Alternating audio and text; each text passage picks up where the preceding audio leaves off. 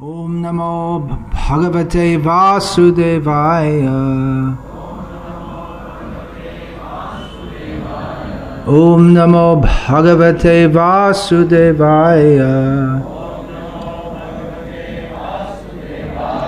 Om Namo Bhagavate Vasudevaya. Srimad Bhagavatam, Canto 1, Chapter 13, Text 10, Translation and Commentary by His Divine Grace A.C. Bhaktivedanta Swami Prabhu. Bhavad Vidha Bhagavatas Tirtha Bhuta Swayang Vibho Tirthi Kuravanti Tirthani Svanta Sthena Gadabhrita. This verse is spoken by Yudhishthira Maharaj to Vidura. Vidura is returning after pilgrimage to many holy places. He says, "My Lord, devotees like your good self are verily holy places personified. Because you carry the personality of Godhead within your heart, you turn all places into places of pilgrimage." Purport. The personality of Godhead is omnipresent by His diverse potencies everywhere, just as the power of electricity is distributed everywhere within space. Similarly, the Lord's omnipresence is perceived and manifested by His unalloyed devotees like Vidura, just as electricity is manifested in an electric bulb. A pure devotee like Vidura always feels the presence of the Lord everywhere. He sees everything in the potency of the Lord and the Lord in everything. The holy places all over the earth are meant for purifying the polluted consciousness of the human being by an atmosphere surcharged with the presence of the Lord's unalloyed devotees. If anyone visits a holy place, he must search out the pure devotees residing in such holy places, take lessons from them, try to apply such instructions in practical life, and thus gradually prepare oneself for the ultimate salvation, going back to Godhead. To go to some holy place of pilgrimage does not mean only to take a bath in the Ganges or Yamuna, or to visit the temples situated in those places. One should also find representatives of Vidura who have no desire in life save and except to serve the personality of Godhead. The personality of Godhead is always with such pure devotees because of their unalloyed service, which is without any tinge of fruitive action or utopian speculation. They are in the actual service of the Lord, specifically by the process of hearing and chanting. The pure devotees hear from the authorities and chant, sing, and write of the glories of the Lord. Mahamuni Vyasadeva heard from Narada, and then he chanted in writing. Shukadeva Goswami studied from his father, and he described it to Parikshit. That is the way of Srimad Bhagavatam. So, by their actions, the pure devotees of the Lord can render any place into a place of pilgrimage, and the holy places are worth the name only on their account. Such pure devotees are able to rectify the polluted atmosphere of any place, and what to speak of a holy place rendered unholy by the questionable actions of interested persons who try to adopt a professional life at the cost of the reputation of a holy place. Bhavad Vidha Bhagavatas Tirtha Bhuta Swayang Prabho Tirthi Kuravanti Tirthani Svanta Sthena Gadabhrita. My Lord, devotees like your good self are verily holy places personified. Because you carry the personality of Godhead within your heart, you turn all places into places of pilgrimage.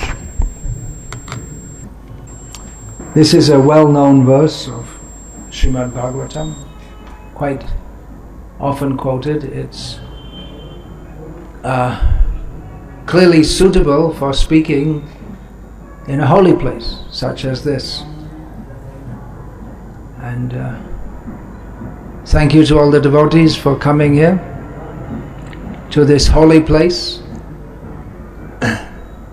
And we apologize for some inconveniences that some of you are facing in not getting rooms until 11 o'clock. We ask you to, anyway, you will tolerate, and just remember that in previous times people went to much more difficulty to visit holy places. Previously no one would go to a holy place except by foot. So if you wanted to come from, for instance, Salem in South India to Somnath, you may think it's a long journey, 2 days or something by train, but it would be probably at least 2 months if you had to do it the traditional way. What to speak of coming from Europe? That would be probably minimum 2 years.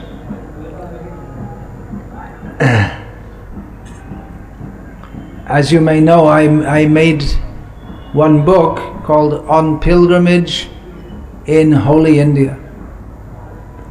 In the dedication, I wrote dedicated to Srila Prabhupada.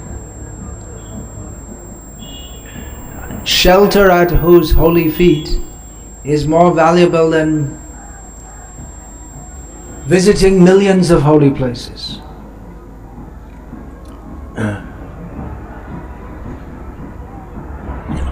Obviously the greatest thing that ever happened to me in this life, and as many lives as I have been, as many births as I have taken in this material world, unlimited number of births, the best thing that ever happened to me is, by Srila Prabhupada's own causeless mercy, being accepted as an apprentice at his lotus feet. And I often think the second best thing that happened to me in this life, by his mercy, was to have the opportunity to prosecute devotional service in this holy land now known as India, because it is the best place in the universe for practicing spiritual life. There are many reasons for that. One reason is that there are so many holy places. However, we see that in this verse which we just read, that Yudhishthira says to Vidura, you yourself are a tirtha, holy place. Tirtha is translated as holy place. Interestingly, Srila Prabhupada in this purport says there are holy places all over the world. Sometimes all over the world in Shastra that seems to refer specifically to this Bharata Bhumi, this area between Himalaya and what? Kanyakumari. Usually it said Setubandha is considered the southernmost point, although it's not geographically the southernmost point. And then we have from the Arunachal, the Sunrise Hill in the east. There are several on the eastern side of India. More or less we can say from Ganga Sagar in the east and to the west up to the Sindh, which is now in Pakistan. So that's the area of India. But all over the world you can go, and holy places. I remember once I was traveling in Italy from one place to another by road with my godbrother Supta Vigraha, and he would take me, time to time he would stop in this place and that place just to see the churches, because they're so beautiful. That's a good answer to the atheists. Churches in Italy in particular tend to be very elaborate and spectacular works of art. So that in itself is a challenge to the atheist. If there's no God, then what's the inspiration for all these beautiful churches and temples and the devotion of people who made them? But particularly in India,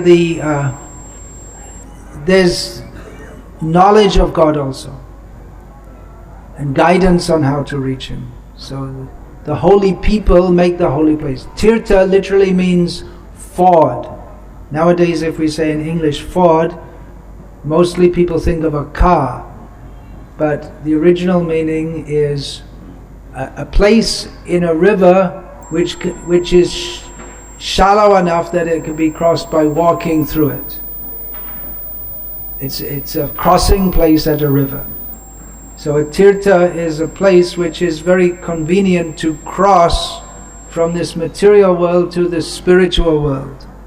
Therefore it's called a tirtha. So in India there are so many, and although Yudhishthira Maharaj here says that Vidura, you're a holy place, it's not that the holy places are unimportant. Vidur went to the holy places. Of course, such a pure devotee, he purifies a holy place. We may think, how can you purify a holy place? Because a holy place is holy. But the sinful reactions of people, they dump their sinful reactions in holy places. And also, as Srila Prabhupada hints at in his purport here, there may be many unholy places, unholy people in holy places. People who are there for commercial purposes.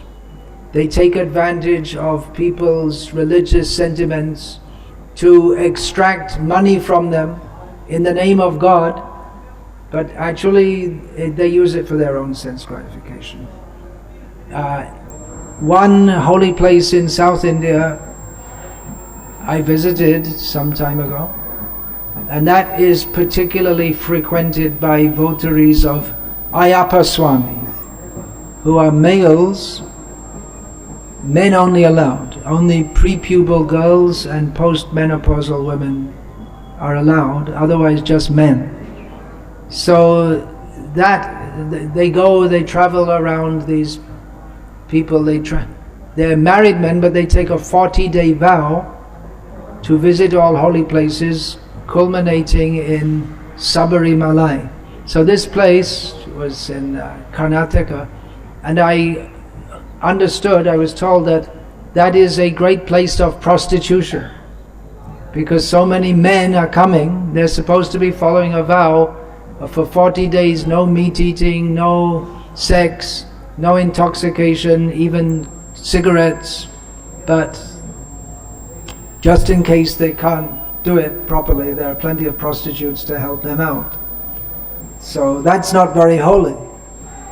So pure devotees, they don't dwell on such things. If they go to a holy place, they look for the holy things.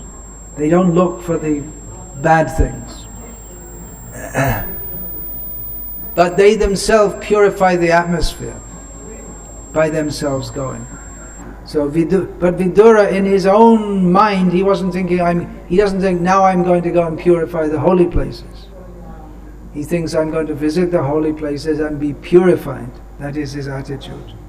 The particular Mahima, or the description of the glories or why Somnath is special.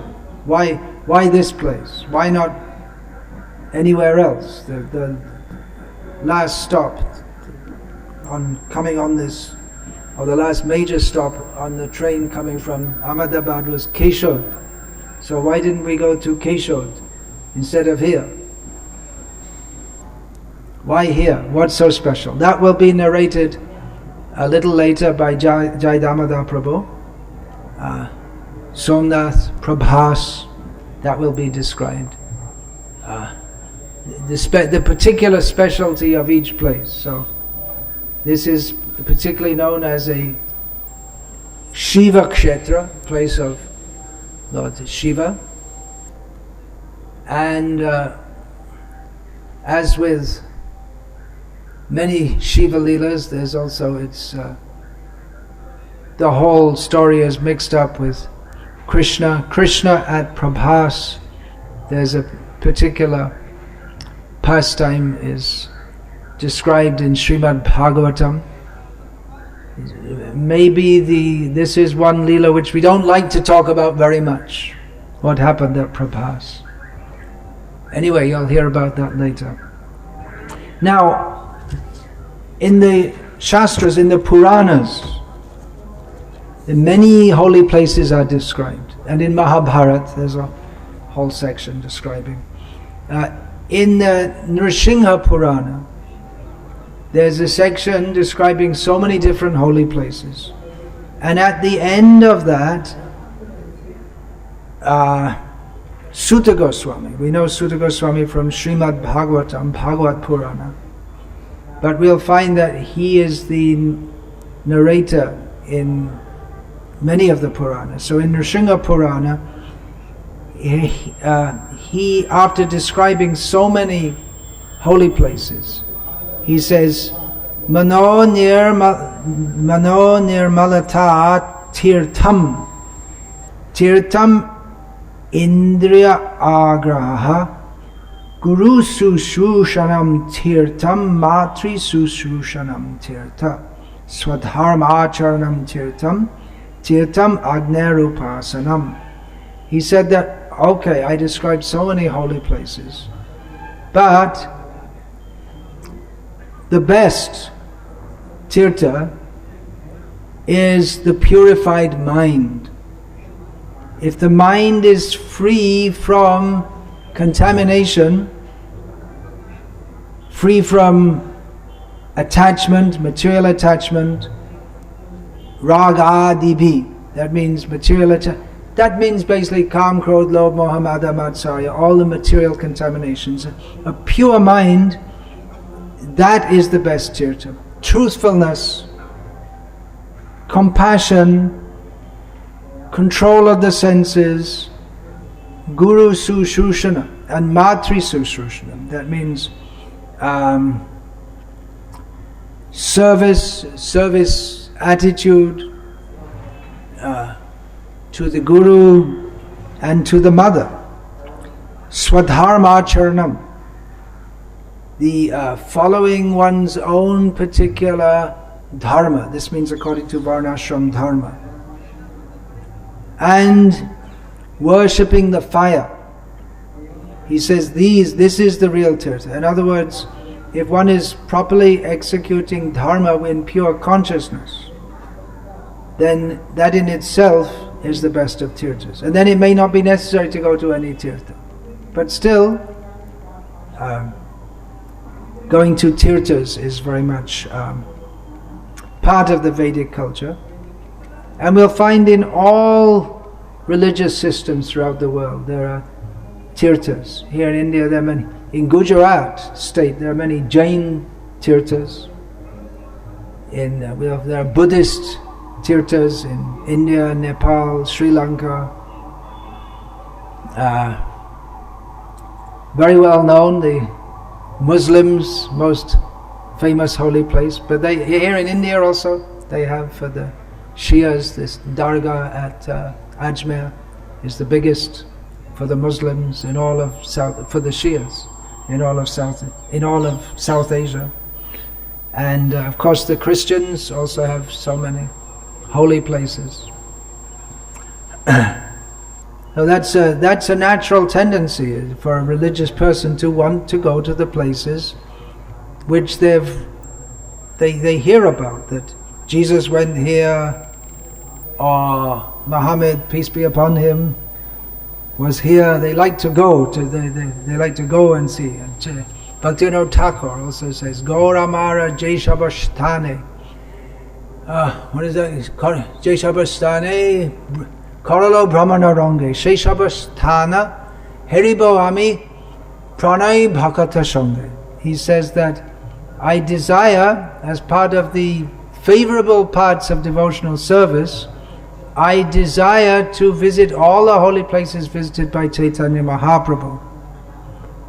I desire to visit all those places in the company of loving devotees. In another song he says, Gaurangera Bharjito Desh Tirtha Nahimani. In the Sharanagati, the section favorable Anukulya, what is favorable for devotional service, he mentions going to places which Chaitanya Mahaprabhu has visited is very favorable for cultivating devotional service.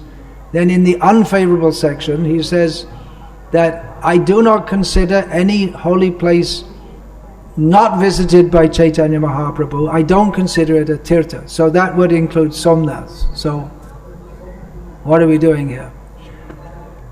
Well, Nityananda visited here, and Chaitanya Mahaprabhu came back later in Srila Prabhupada's Padayatra. So he came later. In the Bhagavatam, there's a very well-known verse spoken by Krishna about holy places. There's a less that's Swadhi Kalatradish, I'll say that later. But there's another one where he says that Nahyam Mayani Tirtanina Deva Mritchila Mayaha Te Punantyuru Kalena Darshanad Eva Sadhavaha.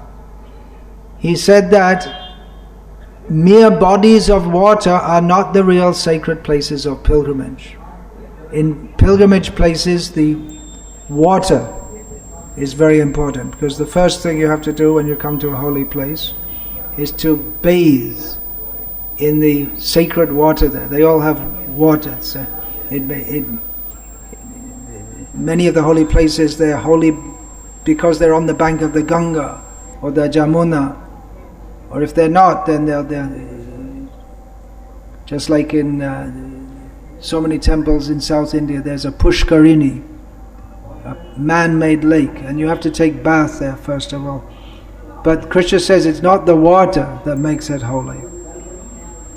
And it's not that there is a deity there made out of earth or stone that particularly makes it worshipable.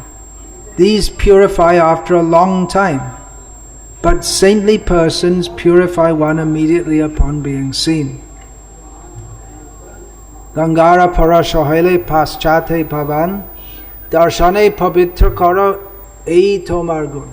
Narottam Das says the same thing. You can get all the teachings of Shastra we can get through the songs of Narottam Das and Bhaktivinoda Thakur. Everything's there. Of course it may need to be expanded and explained more. So he says the same thing, that by bathing in the Ganga, which is generally thought to be the most purifying activity, but it purifies, it takes time to be purified. That means that you have to again and again and again. But simply by seeing a great pure devotee, one can immediately be purified. Sadhu Sangha Sarva Shastri Koi Lava Matra Sadhu Sangha Sarva Siddhi Hoi. In just a flash, short time, one can be purified by associating with great devotees. Then Krishna, he says that, so Krishna said that association with devotees is better for purification. And he goes on to explain in the next verse after that. Nagnena suryo na cha chandra taraka na bhurjalang khang swashano tavan manaha upasita abheda krito harantyaghang vipaschito gnanti muhurta sevaya. Neither the demigods controlling fire, the sun, the moon, and the stars, big personalities, very big personalities. I saw here, just as I came out after Mangalati, there was a jeep with the writing was the collector of Rajkot district. Means a big man. In the state government of Gujarat, he's a big man. There's so many big people come here.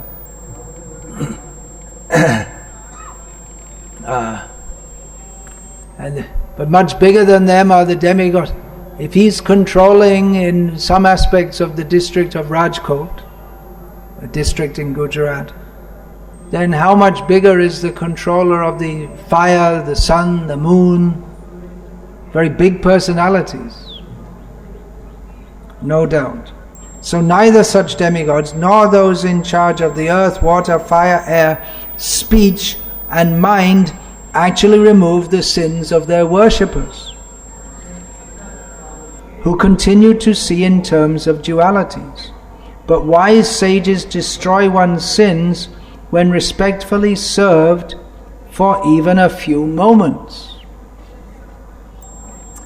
Now, it's stated here that even the demigod of speech doesn't remove the sin of the worshipper. The demigod of the speech is Vak, means speech, Saraswati. And those who worship her, they can become highly learned. Often a highly learned person in Vedic knowledge, they are decorated with the title Saraswati, which means they are blessed by Saraswati. They become very learned. So if you're very learned in Vedic literature, then we should think then you should know what is right. Purification comes from knowledge. Nahi jnanena sadrisham pavitram vidyate. In Bhagavad Gita, Krishna says there's nothing as purifying in this world as knowledge. So Saraswati gives knowledge, helps one to acquire that knowledge. But here Krishna says that one cannot remove the sins of their worshippers who continue to see in terms of dualities. So one may be very learned in the Vedic literature, but still see in terms of duality. It's quite common that one becomes proud upon becoming learned, even though actual knowledge, vidya dadati vinayam, actual knowledge gives humility. If one becomes proud, then he's not actually learned, even though he may know thousands of shlokas and how to explain them some way or other. But if someone thinks, I'm very great, I'm very learned, I'm a brahmana, this is a shudra, this is a chandal, then he's not really learned anything, hasn't understood anything. But the wise sages destroy one's sins. Now, seeing in terms of duality, here it's said that sins can't be removed because one sees in terms of duality. In Gita also, Yeshang tandagatang papam jananang punya karmanam te dvandva moha nirmukta vajanti mam dhridavrataha. Persons can properly worship me, Krishna says, who are free from who have performed pious activities and who are free from sinful reactions and who are free from duality.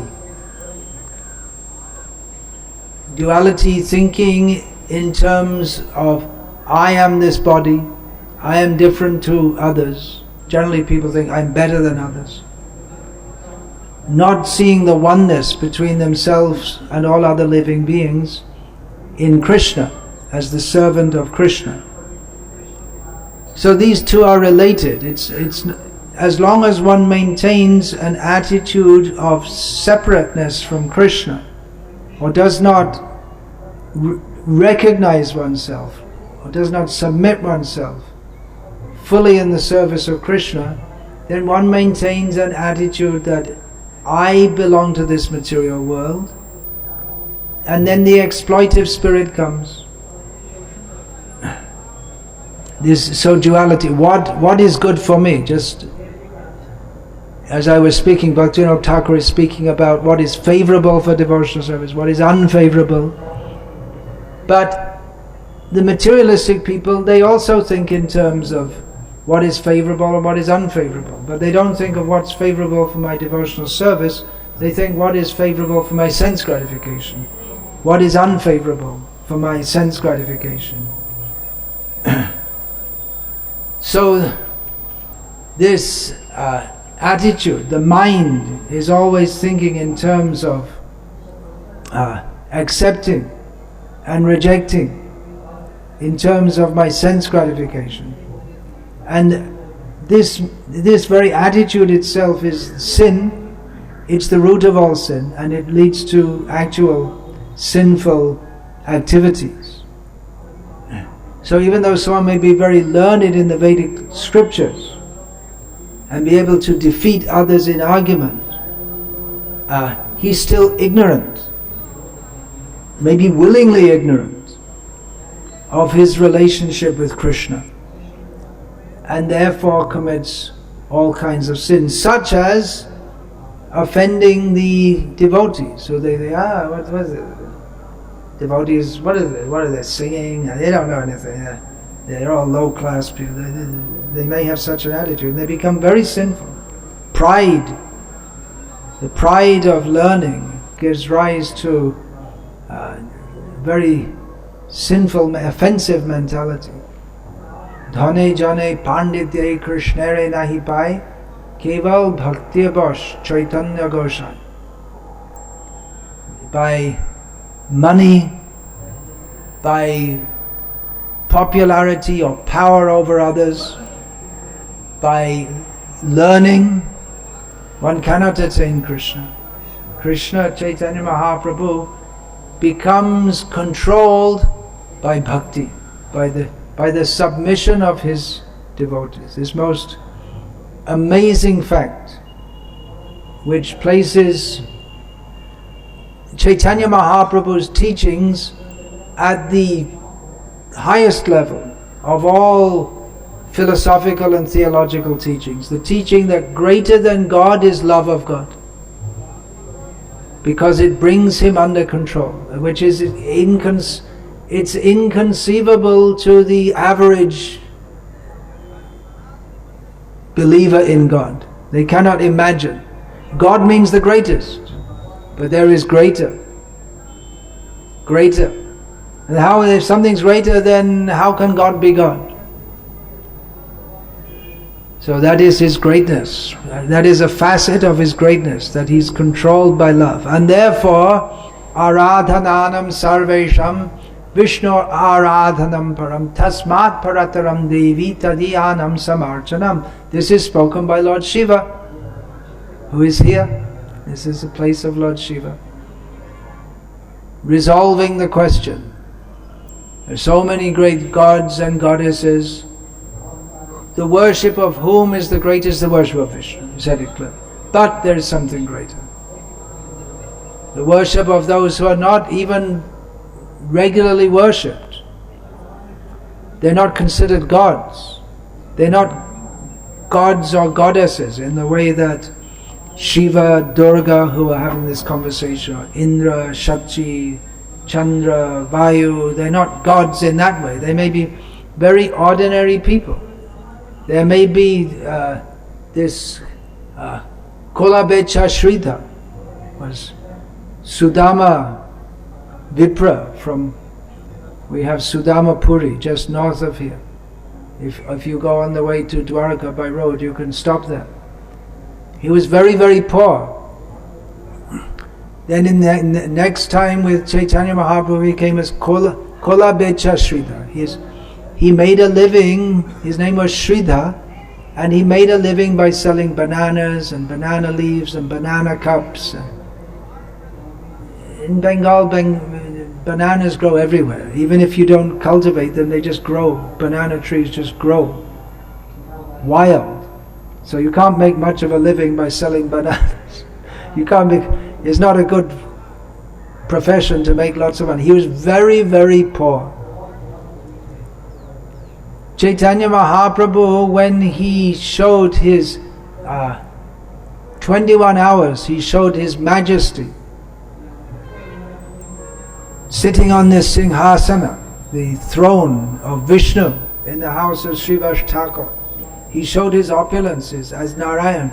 He called Sridhar, who this Nimai Pandit, he was so cruel, seemingly, that he forcibly took vegetables and fruit from Sridhar daily, even though the Sridhar had nothing, and Chaitanya Mahaprabhu said, I'm a Brahmin, I'm taking it. You don't say anything. So he appeared to be very cruel, but then he showed to all the devotees that he is actually the Supreme Personality of Godhead, and said, so Sridhar, here I am, I'm God. What do you want? I can give you whatever you want. What do you want? You want like Dhruva, some kingdom greater than Brahma? What do you want? What do you want? No, I don't know. I'll stay selling my vegetables. Because if he doesn't sell vegetables, then Chaitanya Mahaprabhu won't come to steal them. So he preferred to sell the bananas and vegetables. I'll be like that. But I only desire that Brahmin boy who comes and harasses me every day will continue to do so. That was his prayer. So such devotees, they conquer Krishna. That is a quality of pure devotional service, that Krishna is conquered by the love of his devotees. Therefore, one who comes in the association of devotees, they can be purified immediately. They have more purifying power than even Vishnu himself, which it might sound even blasphemous to those who do not know the quality of Vishnu, of Krishna, that he gives himself to his devotee. So the devotee, he may not give himself to anyone very easily. That is one of the qualities of pure devotional service. Sudurlabham, very rarely attained. Krishna doesn't give himself very easily. He can give, if you want money or even liberation from this material world from Krishna, he may give that very easily. But he doesn't give bhakti very easily, because by that he becomes controlled. But the devotee is he's the agent, the broker on behalf of Krishna, who gives Krishna. Even Krishna won't give himself, but Krishna say Toma, Krishna dite paro, Tomara shakati ache. The devotee has the power to give Krishna.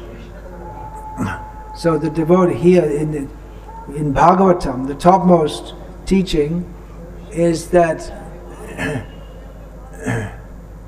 there are so many holy places, but the best holy place is the devotee. Even a moment's association can purify. But that purification, that may take various forms.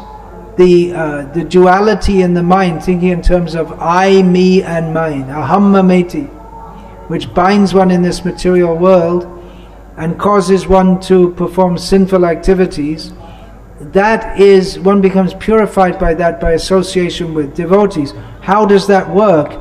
It works because it may not just be that you see the devotee and you feel some electric shock going through your body and then you faint and then you wake up and you're a pure devotee.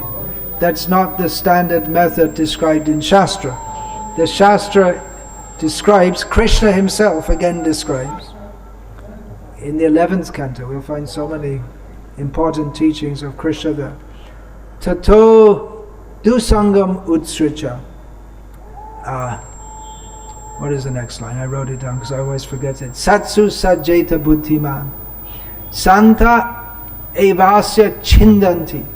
Manovaya sangam uktibihi. Someone who has seen the nature of this material world. What is the nature of this material world? Nothing good. It's simply a place of illusion and suffering. So having understood this, one who's actually intelligent, he doesn't think, okay, well it's pretty bad, but let me try to enjoy it the best I can. He doesn't think like that. One who's actually intelligent associates with devotees. And what does he get from the association? The devotees, they cut to pieces his material attachments by their words. So generally we think that devotees should speak very sweetly. You speak of Krishna is very sweet, but they may speak some things which are don't sound very sweet, may sound very harsh for cutting the material attachments. So that's why, I didn't say that, that's this, I said those verses. Krishna said that simply going to a holy place doesn't purify in and of itself. One has to associate with devotees. And then there was a 2 verse in a row, and then the 3rd verse after that is a very well-known verse which summarizes. Krishna says, Yasyatma buddhi kunape tridhatu ke swadhi kalatradishu bhoma ijjadhihi yatirtha buddhi salalena karhi jijjaneshvagneshu sa eva gokaraha. Krishna says that one who thinks that the body is the self, this body which is just, in Ayurvedic analysis, a combination of cough, the mucus, bile and air. One who thinks of that as himself, one who thinks of his land of birth as being worshipable. Janani janma bhumischa swargam eva gariyase. It's also Sanskrit, but it's nonsense. It's not that everything said in Sanskrit, just because you say something in Sanskrit it becomes transcendental. So to say that my land of birth and my mother better than heaven, no, it's just the same. They're both completely useless. So one who thinks my land of birth, it's worshipable. You have to be a little careful here because Republic Day is coming up, so we don't want to say too much against nationalism. But actually, it's nonsense. And it's a Western invention. It's nothing to do with anything in Vedic culture. If you don't salute the flag when it goes up, then you're considered, you could be imprisoned. Nonsense. It's all nonsense. But Krishna says, I'm quoting from Shastra. So, Yatirtha, or one who goes to the holy place and thinks, let me take a bath there. Then everything is done. My work is done. I've quoted this many times, this from late 1970s or 1980s. I was sometimes living at our ISKCON center in Calcutta, or going back and forth from Bangladesh, sometimes I go. So there was an accountant there. There were 2 of them. One was Das and the other was Das Gupta. Typical Bengali Kayasta names. So even though they were working all day in the temple, they weren't much inclined to bhakti. So around this time of year, one of them took 2 days off to go to Ganga Sagar Mela. Around this time of year means at Makar Sankranti, which just passed. So he went there and he came back the next day. He was looking very happy. He said, now I took bath on Makar Sankranti at Ganga Sagar, so that's it. I don't have to do anything else. Now I'm liberated. That's what he thought. Now, I went there, I took baths, and now I'm liberated. No interest in the deity. Well, he was a Hindu, so he'd come in the morning and go in front of the deities like this for 1 second or so. But didn't take any interest in it. He had a job. His job was doing the accounts. He had no interest in Krishna. So Krishna condemns such people as being no more intelligent than a cow or an ass. Cow, of course, is worshipable, but not super intelligent. So we have come to this holy place of the greatest devotee, Vaishnavanam Yatha Shambhu, to glorify Krishna, to glorify the devotees. You're not ordinary pilgrims. Of course, anyone who comes here is not ordinary, anyone who has the inclination to come. Nowadays, because of the enjoying spirit which is being pumped into India, people go to a holy place and it's something like sightseeing for them. Some holy, somewhat religious idea is there, but really they have very little idea of anything religious. So they take photos against the seashore and they don't really have any idea what it means to visit a holy place. Often also kathas are arranged here. Professional Bhagavat speakers or Ramayana speakers, they go to holy places and they have kathas. Some piety is there. We've come here to hear and chant, specifically Shravanam, Kirtanam, Vishnu, hear and chant about Krishna. In this regard, Chaitanya Mahaprabhu asked Ramananda Rai, Shravan Madhye Jive Kon Shreshta Shravan. For the living beings in this world, what is the best thing they should hear about? Because we're always hearing about something. Shrotavyadini Rajendra Nrinang Santi Sahasrasha Apashyatam Atma Tattvam Griheshu Grihamedinam. Materialistic people, they're also engaged in hearing and chanting. There are so many things to talk about, so much to talk about.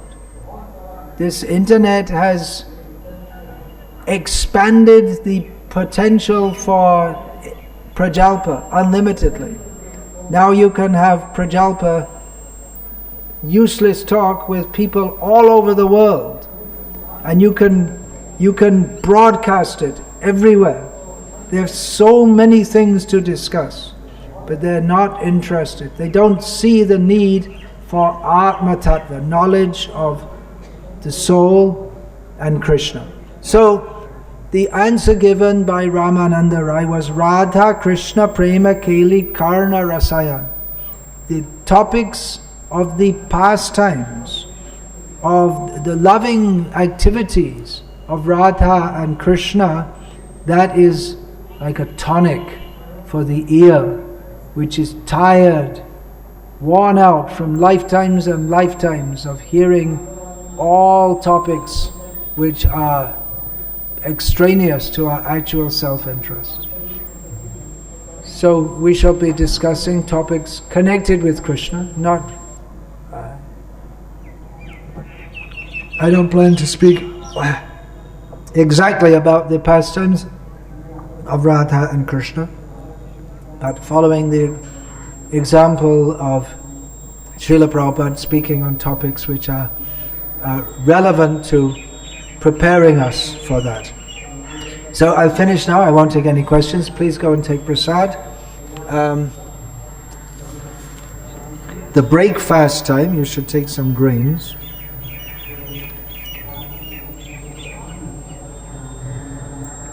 Oh, I didn't write it down, but it's around now anyway. So, Hare Krishna. Thank you again.